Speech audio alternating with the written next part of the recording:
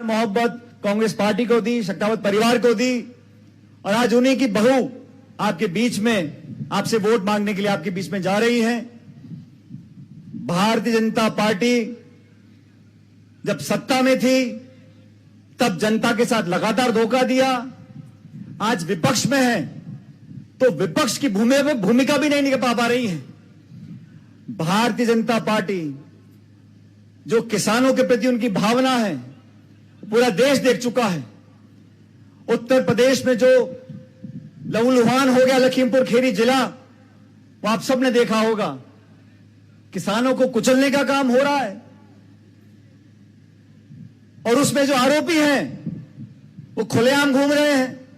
और कांग्रेस पार्टी के नेता जो दुखी परिवारों का, जिनकी हत्या हुई है, उनके परिजनों के आंसू पोंछना चाहते थे, उनका दुख बांटना चाहते थे, राहुल गांधी प्रियंका गांधी वहां जाना चाहते थे, तो आरोपी तो घूम रहे, छूटे उनको।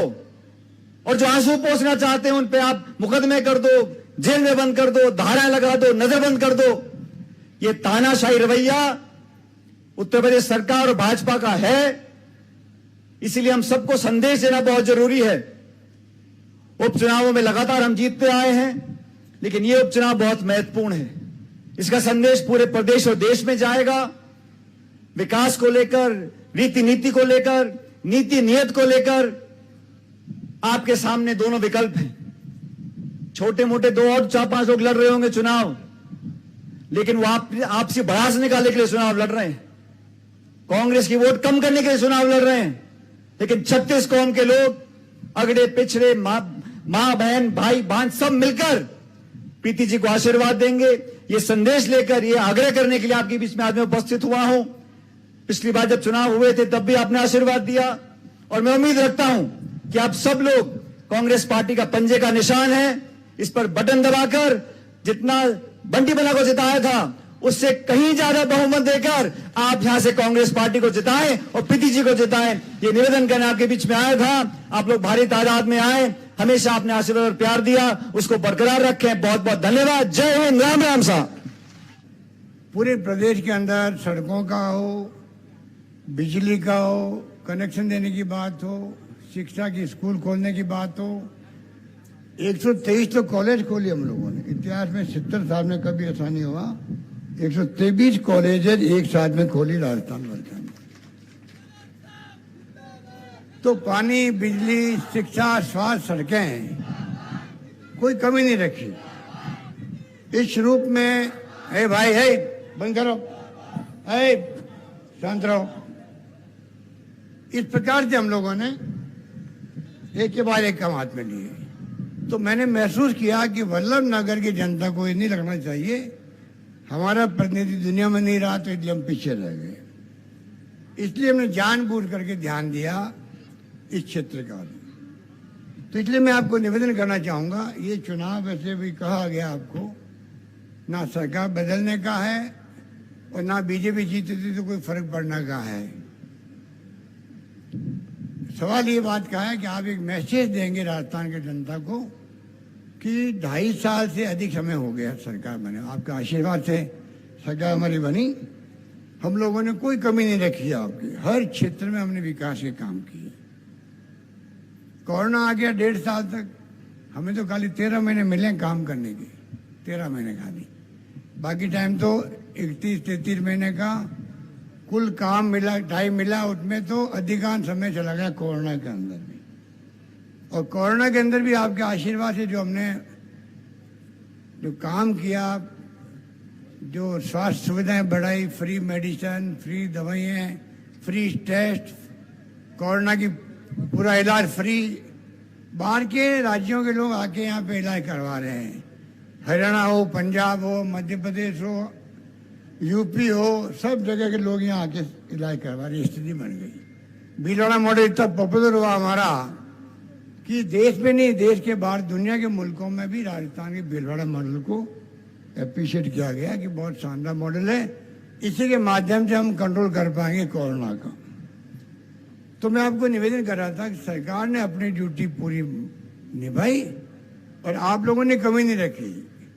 मैंने कहा कोई भूखा नहीं सोना चाहिए, तो आप लोगों ने कितना खाना खिलाया लोगों को, दान दिया, कोई व्यक्ति भूखा नहीं सोया, सामाजिक संस्थाएं आगे आए, धर्म गुरु आगे आए, राजनीतिक पार्टियों के लोग आगे आए, जिसका जो बस चला उसने खाना खिलाने में पहला फेज था कोरोना का, तो आपने कोई कमी नहीं रखी।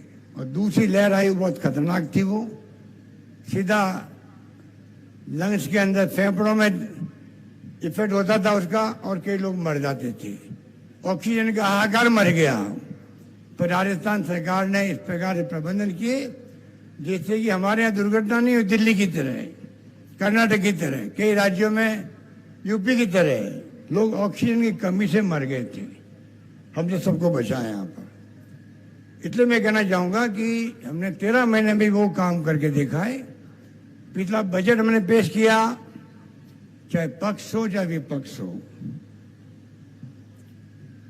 सबको आश्चर्य हुआ कि कोरोना में रेवेन्यू तो 80% कम हो गई है, लॉकडाउन लग गया, सब घरों में बंद है, फैक्ट्री बंद, दुकानें बंद, तो बजट क्या पेश होगा।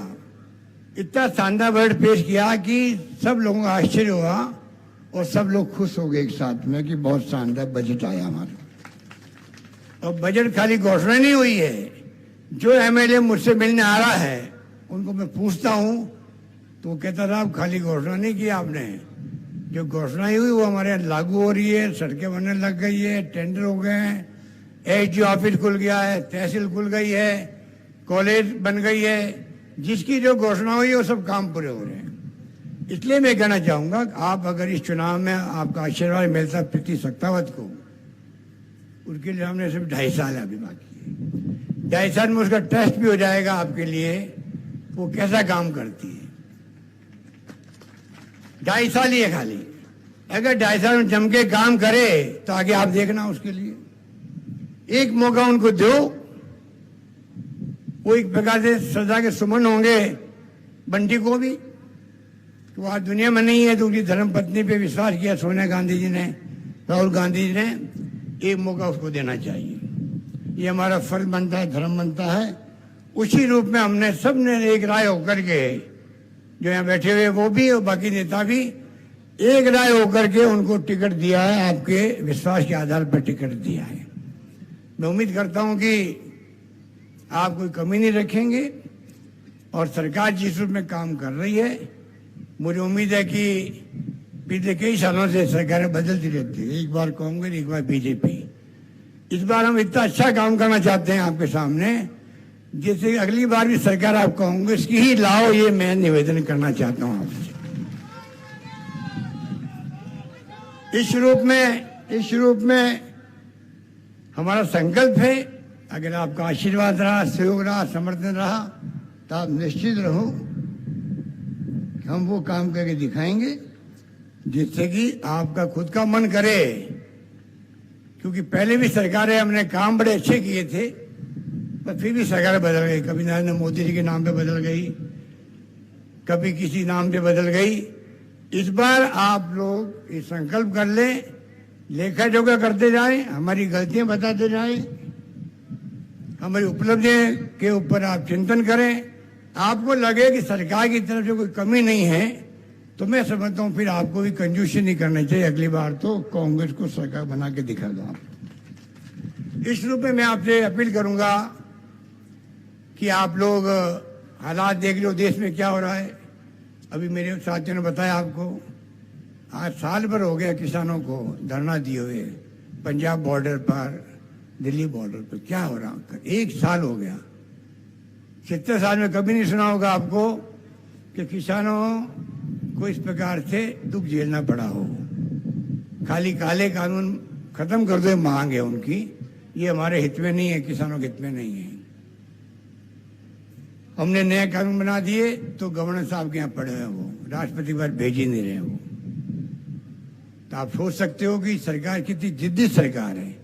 और लोकतंत्र में जिस प्रकार का उनका रवैया काम करने का है, वो ना लोकतांत्रिक है ना धर्मनिरपेक्षता का है। वो धर्म के नाम पर, जाति के नाम पर लोगों को भड़का रहे हैं, भड़का रहे हैं। धीरे धीरे उनका ग्राफ नीचे आ रहा है, उन लोगों का भी। जनता समझ गई खाली बड़े बड़े लंबे जोड़े भाषण देने से काम नहीं चलता है। पेट भरने के लिए तो आप सोच सकते हो क्या क्या करना पड़ता है। आज पेट्रोल डीजल के दाम 13 दिन हो गए हैं, रोज बढ़ रहे हैं, 108 रुपये हो गए। आप कल्पना कीजिए, इस प्रकार से जो कमाई कर रही है भारत सरकार, कोई वित्तीय प्रबंधन नहीं करके पेट्रोल डीजल और गैस के नाम पे पैसा कमा रही है और देश चला रही, उसका भार महंगाई के रूप में सामने आता है। हर चीज महंगी आ रही, किसान को उसका ऊपर का पूरा मूल्य मिलता नहीं है। ये हालात है। यूपी में क्या हुआ आपने देखा हुआ टीवी के अंदर, किस प्रकार एक गाड़ी जो है, किसान और बुजुर्ग लोग बिल्कुल शांतिपूर्वक चल रहे थे, पीछे से गाड़ी आई, उनको आप उनके ऊपर गाड़ी चला दो, ऐसा कभी देखा आपने जिंदगी में? अगर दृश्य आपने किस प्रकार लोग दोनों तरफ वहां पे बिखर गए, किस प्रकार उनकी हालत हुई, किस प्रकार मारे गए होंगे, कोई सोच सकता है? और उसके बाद में प्रियंका गांधी और राहुल गांधी जाए तो आप मिलने नहीं दो उनको। अरे विपक्ष का काम है जाके बात सुनना, समझना, गहराई में जाना। ये लोकतंत्र की परंपरा है, उससे फायदा ही होता है, सच्चाई सामने आती है, पर उसको रोक दिया गया। तो मैं आपको निवेदन करना चाहूंगा कि कांग्रेस पार्टी, गुलाब सिंह सख्तावत साहब, जब मैं मुख्यमंत्री पहली बार बना था 20 साल पहले, तब मेरे साथ में ये गृह मंत्री थे मेरे, बहुत शानदार इन्होंने काम किया। जब मैं NSU में था तब भी ये मंत्री थे, तो कितनी लंबी इनिंग इन्होंने खेली होगी। मैं 73 की बात कर रहा हूँ, जब मैं NSU अध्यक्ष था। जब भी मैं आता था आपके उदयपुर, डूंगरपुर, बांसवाड़ा के अंदर, उस वक्त से लगा था। जब मैं बन गया मुख्यमंत्री तब मेरे गृह मंत्री बने। तो आप सोच सकते हो कि एक फ्रीडम फाइटर्स के रूप में इनका एक पैर तो आप मालूम है कि उस लड़ाई के अंदर ही वो चला गया, पर इतनी विल पावर मजबूत थी, इच्छा शक्ति मजबूत थी। जम के सेवा पूरी मेवाड़ की करी, चाहे मोहनलाल सुगाड़िया जी हो, हरदीप जोशी जी हो, शिवचंद्र माथुर जी हो, बरकतुल्ला खान साहब हो, जगन्नाथ पाड़िया जी हो, और मेरे वक्त में मेरे साथी थे। सबने इनके ऊपर विश्वास किया, मेवाड़ को ये संभालेंगे, उनके जन समस्याओं का हल करेंगे। वो इन्होंने अपना धर्म निभाया एक सच्चे सिपाही के रूप में। इसी कारण से आपने गजेंद्र सख्तावत को, जिसको आप प्यार से बंटी कहते हो, आपने उसको आशीर्वाद दिया। अब उनकी धर्मपत्नी आपके बीच में आई है। हम सब आपसे मार्मिक अपील करने आए हैं, एक मौका उनको दे दीजिए। 2.5 साल में आप देख लेना, आपको लगे कि कोई कमी नहीं है। और मैं आपको विश्वास दिलाता हूँ, मैं और मेरे तमाम साथी मंत्रिमंडल के, जो आप समस्या बताओगे प्रीति को, जो विकास की बात करोगे, हम पूरा करने पीछे नहीं रहेंगे। ये आपसे मैं वादा करना चाहता हूँ इस मौके पर। इस रूप में प्लीज प्लीज प्लीज, धन्यवाद। इस रूप में मैं आपको निवेदन करना चाहूंगा कि आपके सामने मौका है। उम्मीदवार तो हमारे कई साथी थे, चाहे वो भीम सिंह हो, कुबेर सिंह हो, जाला साहब हो, कई लोग साथी थे। देवेंद्र जी भी टिकट मांग रहे थे, पर टिकट एक ही मिलता है, टिकट ज्यादा मिल नहीं सकती। और एक टिकट के लिए एक फैसला करना ही पड़ता है पार्टी को, हाईकमांड को। तो एक फैसला होने के बाद में सच्चा सिपाही वही है पार्टी का, जो कल तक टिकट मांगने वाला भी साथ जुट जाए, काम करने लग जाए। उसका मान सम्मान समाज में बढ़ता है, मतदाताओं में बढ़ता है। और सोनिया जी ने कहा, एक बार मैं सुन रहा था एक अधिवेशन में, कांग्रेस अधिवेशन में, कि जो धैर्य रखता है उसको कभी न कभी मौके मिलते ही मिलते रहते हैं। इसलिए मैं सब साथियों को कहना चाहूंगा कि टिकट मांगना आपका हक था, टिकट मिल गया। अब एक प्रीति को, अब आपकी सबकी जिम्मेवारी है कि कांग्रेस अध्यक्ष की भावनाओं को देखते हुए आप सबको एकजुट होकर के काम करना है। राजस्थान में कांग्रेस पार्टी एकजुट है। कई बार खबरें आती रहती अखबारों के अंदर, उन अखबारों की खबरों में आप मत जाया करो।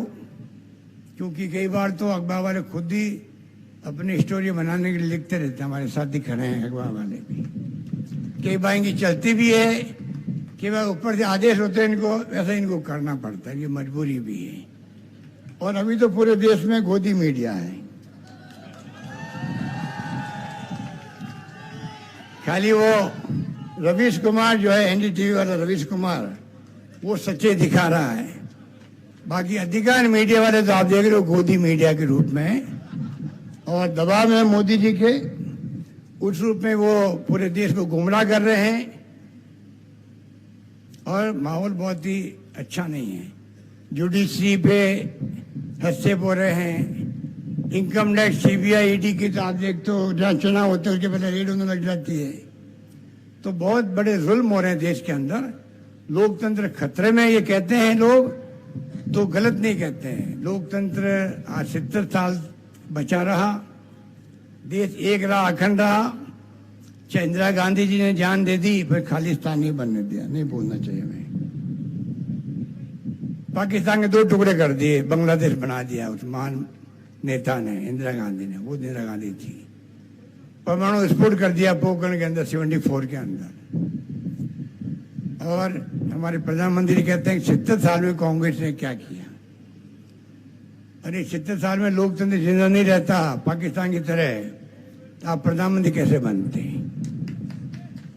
आज प्रधानमंत्री बने हो क्योंकि वोटों का राज कायम रहा है, और वोटों का राज में गरीब से गरीब मान के का मान सम्मान है, क्योंकि एमएलए एमपी को जाके हाथ जोड़ना पड़ता है, चाहे वो बुजुर्ग हो, महिला हो, कोई हो, आशीर्वाद मांगना पड़ता है। ये लोकतंत्र की ताकत है। इसलिए जो लफाजी करते हैं, अहम घमंड में बातें करते हैं, चुनाव 2 बार जीत गए हैं और घमंड आ गया है। तो अब धीरे धीरे वो गांव में लोग समझने लग गए हैं कि ये इनकी कथनी में करनी में अंतर है मोदी जी की। कब तक चलाएंगे देखते हैं।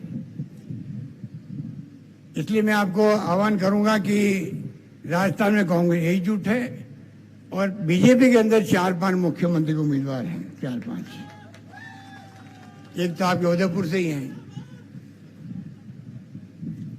4-5 के 6 होंगे मेरे ख्याल से। अभी प्रधानमंत्री ने एक उम्मीदवार बना दिया अपने भाषण के अंदर।